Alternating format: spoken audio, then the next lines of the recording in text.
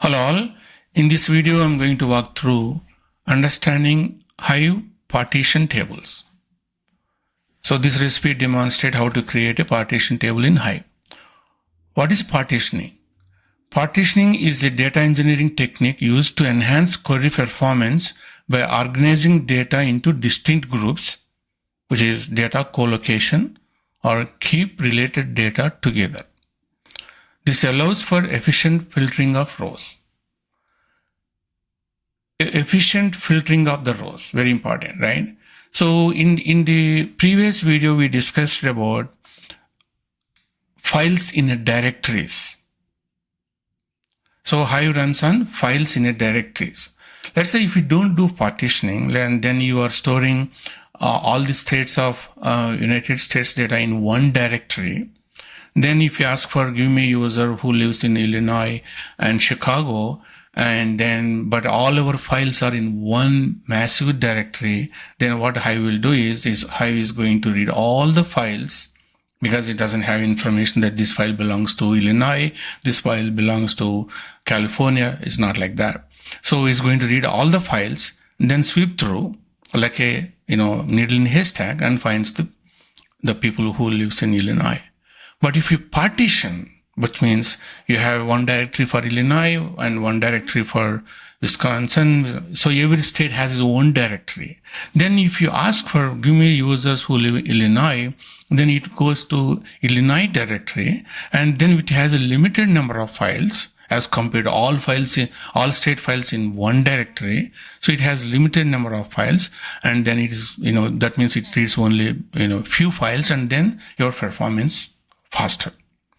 Now, even within Illinois, you can do by date, basically, which is year, month, date, right? In this example, if you look at here, year, month, and state, and then you always use low cardinality values, right? So, or you can have a state, and then each state, year, month, right? Generally, some folks will do state, year, month, or year, month, whichever based on your user query pattern mostly. So the goal is keep related data together in a particular directory. And then if you use that particular, the directory format, the partition format we call, in our where class, then it will does partition pruning. The partition pruning is nothing but going to a particular directory based on your where class. And that where class should match your partition key. So in Hive partition is done using a specific columns, creating a separate partition for each unique value. So based on your partition key. For instance, a sales table might be partitioned by year, month, and state, where the year and month are derived from the sales data or whatever columns it has, resulting in a partition key YY, MM, state. And of course, you have to use the low cardinality columns first, preferably, right? Then some people use a state within the state by year, month, or maybe year is for a given year for each state. And these partition columns, such as year, month, are must included in the table DDL. So in Hive, all partition key columns is part of your table. Remember that one here. That's why I highlighted it. All the partition key columns must be part of your table. These are not derived. You have to have a year column. You have to have a month column. You have to have a date column, a state column, date column, and whatever the format is. Okay. So if you have a YYY 4-year format and 2 characters of month, 01, 02, 03, like that, and state. And those columns should exist in our table. And we will discuss again when we reach to iceberg table design. In iceberg, you can derive year, month from an existing timestamp column. So they are declarative. You can declare your partition key even though those columns may not exist in your table. You can use a function and based on your existing timestamp column. We will look at that more deep. So that's the reason I'm introducing partition table here and to compare with iceberg.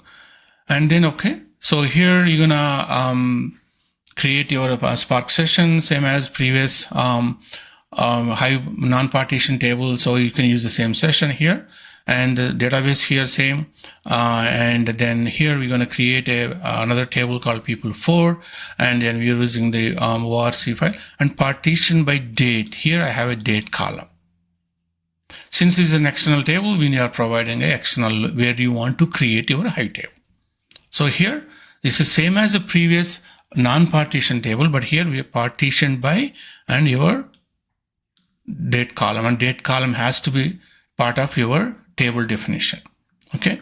Now here, and then of course we're going to describe. When you describe, you will see partition key, part of your table description. Then we're going to insert the data, then check the data here on your disk. And if you are using a Hadoop file system, then you're going to use HDFS, DFS, right? Okay. HDFS, DFS minus LS. Then you're going to use your file path like that. Okay. So I'm going to put a comment here.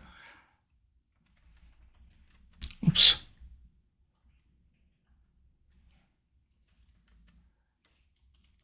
Okay. Then you're going to select the data. So that's it. That's how you're going to create it. Right. And so here, same as we're going to use Parquet, same table, right? With Parquet file instead of ORC, and then you're going to create that one. Then here, I want to show if a table have multiple columns. Here, if you look at here, partition by order date, order hour, and state. Remember, these columns has to be there part of your table. But when you Iceberg, when you come to here, we don't need to be these columns. We don't need these columns part of your partition by. We will use the functions for that. That's called declarative. But in Hive, let's say if somebody want a month column, for example here, then you have to recreate this table, add a month from this, from order timestamp, you can get month value. You have a date, right, hour, but you want to derive the hour or week or something, because you want to do date by week by hour, right, or maybe quarter, whatever you want to change it. But those columns has to be there part of your Hive table. So this is how we're going to create a partition table. And then if you look at here, for a given order date, for a given hour, and for a given state, all those files belongs to that partition. Now, if you look at here, once you insert the data, okay, so here, so this is Illinois, and then hour 10 and date. So this goes to one directory, and then this value goes to another directory, and then this value goes to Wisconsin directory. But even the same date, same hour, but it goes to Wisconsin directory, right? So, and then here Illinois, but this is a different date, different hour, and Illinois directory. So this is how so this is a separate directory here, separate directory, and another directory. And then of course, now if you look at here, even though they are same date, but different hour. So we have hour is a part of partition key. Now let's say if you have another row, and let's say,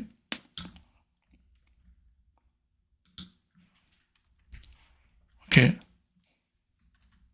and another row, let's say put 1, right?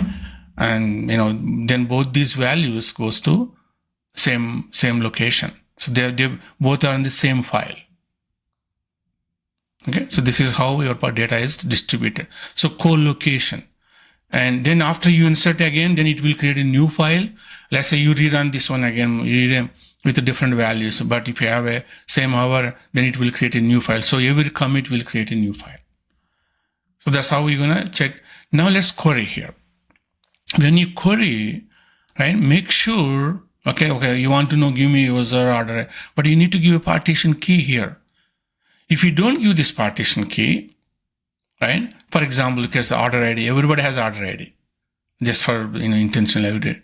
Now, then it's going to read all these directories. If you don't give this where class, then it's going to read all file 1, file 2, file 3, file 4, file 6. You have like 6 files. and 6 directories. Then it has to go to each and the engine, Hive engine, has to go to each and every directory, open the file.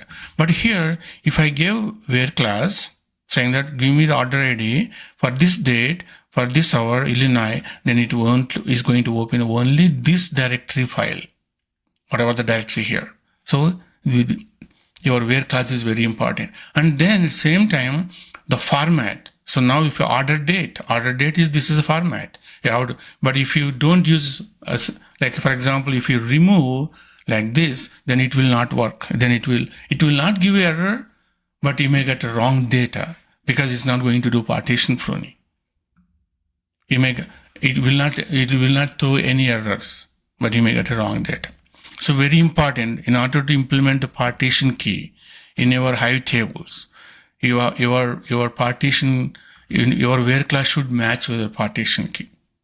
Now, if you alter the table, let's say you added one more partition key, part of your, one more column, part of your partition key, then your applications using this kind of SQLs or any SQL on this table should modify.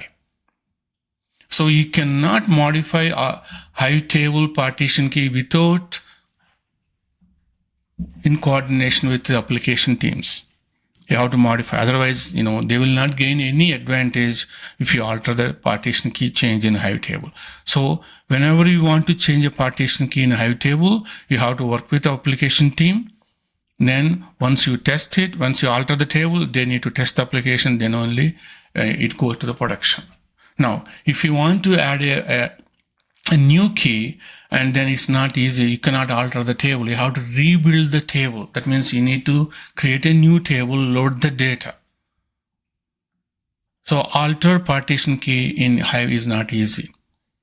And that's the reason we are introducing Iceberg. So in Hive SQL query should include the partition key in the where class to optimize partition pruning. Failure to including any partition key, including its format. Remember that format. In the where class will result in inability to activate partition pruning, and then you may get a wrong data also. So challenges with the Hive partition, readers need to understand partition key and take extra steps to use effectively. So end user applications, your reporting application, make sure to understand your partition key of your Hive table. This can lead to confusion errors, especially when filtering on multiple columns. Okay, once you practice it, it may not be. But if you want to alter the table, then readers need to understand. Changing the partition schema in Hive is difficult because it requires modifying every query to accommodate the new table structure. And then if you don't have like for example, you want to add a quarter, then you need to derive the quarter value, Q1, Q2, Q3, Q4 from your timestamp. Then you have to add that column to your table. Okay, if you want to add a customer ID, it's already there. You can add a customer ID, and you want to, order date, then by each state, and you want to have each customer have their own. Let's say you have a small set of customers. You are doing a lot of go down distribution, like you are big distributor and few customers, and each customer will have their own files, own directory. Yes, you can add a customer ID, but don't add order ID. It is unique. No use. You don't want to create each one directory for each order ID. So the low cardinality. That means few customers. Dates are few, right? Hours are few, 24. But order ID is unique number. So do not add your like a unique ID in part of your partition key. Then you are creating thousands of or millions of directories, and then it's going to fail. Okay, very important. So low cardinality. That's how we're going to design in our Iceberg partition table. Majority of the tables we design in partition, but before you design a partition, spend time with your application team, reporting team. What is your partition key? And what is the order of that partition key? Very important. Okay. Thank you.